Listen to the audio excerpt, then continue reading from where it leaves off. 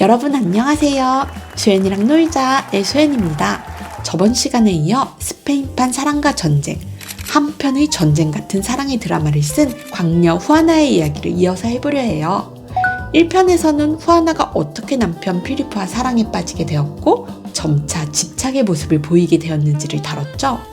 마치 창과 방패의 싸움 같은 집착과 회피의 전형을 보인 이 부부.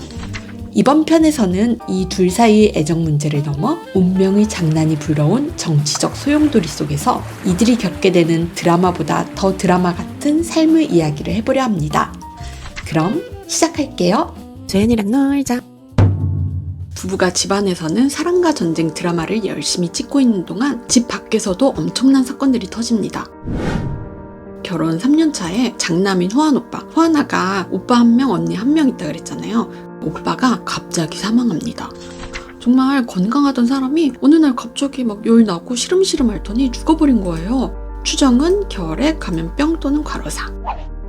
그 다음에는 장녀인 이사벨 언니가 애를 낳고 바로 죽어버려요. 이렇게 멀쩡하던 후계자 2명이 급사를 해버린 거예요. 그리고 언니가 죽은 지 2년 후에 언니가 낳았던 아들마저 사망하게 됩니다. 이게 왜 엄청난 사건이냐? 형제자매와 조카를 잃은 슬픈 이야기이기도 하지만 갑자기 후아나가 카스티아와 아라곤 제국의 후계 1순위가 되어버린 거예요.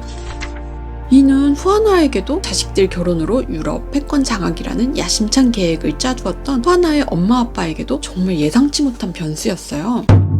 이 사건이 가져왔을 충격과 의미를 가늠해보려면 후아나의 엄마 아빠가 결혼 외교로 짜고 있던 유럽 패권의 체스판을 먼저 이해해야 될 것 같습니다. 일단 그녀 부모님에 대해서 먼저 알아볼게요.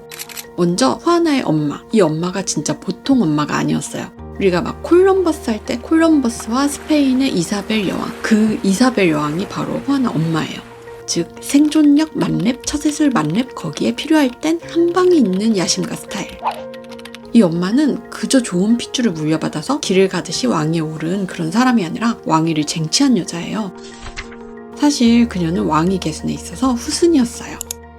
당시 왕은 그녀를 견제하는 이복 오빠 에리케 4세. 이 견제가 얼마나 심했는지 한때 그녀는 그녀의 엄마, 오빠와 함께 외딴성에서 정치적 인질로 감시를 받으며 살아야 했어요.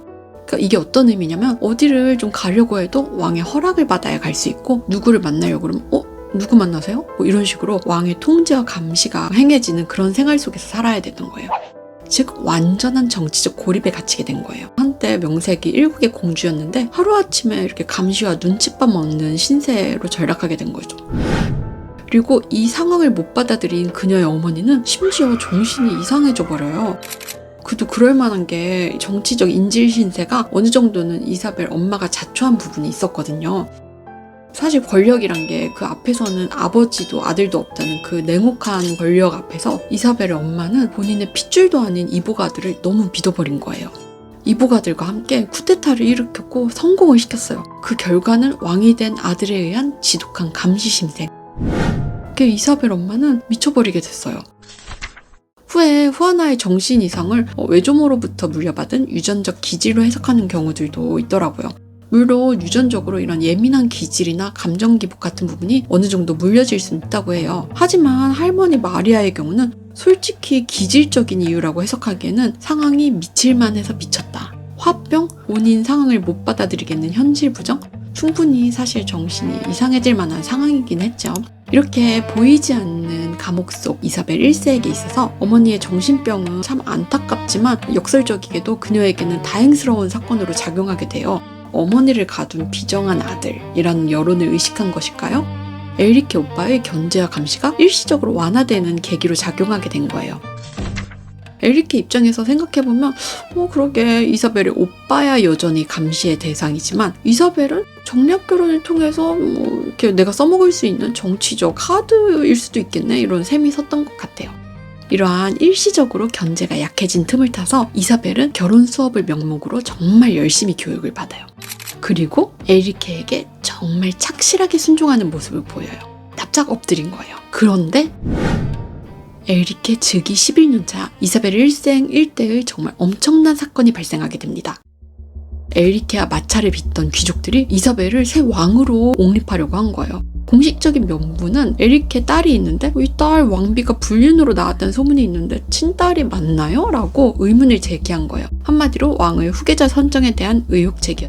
그 실체는 본인 입맛에 맞는 새 왕으로 갈아치우려고 한 사건이죠. 그동안 이사벨 입장에서는 가진 핍박과 감시, 멸시를 받으며 살고 있었는데 이 상황이 얼마나 달콤한 기회로 느껴졌겠어요. 하지만 이사벨 어떻게 했는지 아세요? 놀랍게도 자기 발로 오빠한테로 찾아가요. 저는 왕권을 두고 당신하고 경쟁할 의사가 전혀 없어요 라고 만천하에 드러낸 것이에요. 이로써 전쟁으로 일촉즉발의 상황이었던 정치적 충돌은 에리케의 집권 유지와 이사벨을 후계자로 지정하는 것으로 일단락되게 됩니다. 일부 자료에서는 이 사건으로 에리케가 이사벨의 충성 맹세에 너무 감명을 받아서 이렇게 해석하기도 하는데, 이 선택은 사실 왕권이 많이 약해진 엔리케가 취할 수 있는 몇 안 남은 정치적 타협카드라고 보는 게 더 맞겠습니다. 왜냐면은 이 후계자 약속이라는 게 사실 법적 효력이 있는 확정적인 게 아니거든요. 그러니까 한마디로 지금은 유효한 게 맞는데, 지금은 유효한 약속이 맞는데 상황에 따라서 안 되면 뒤집을 수도 있는 그런 성격인 거예요. 실제로 에리케는 이사벨과 후에 사이가 틀어졌을 때 바로 이 협정 무효화하고 본인 딸을 후계자로 지정합니다.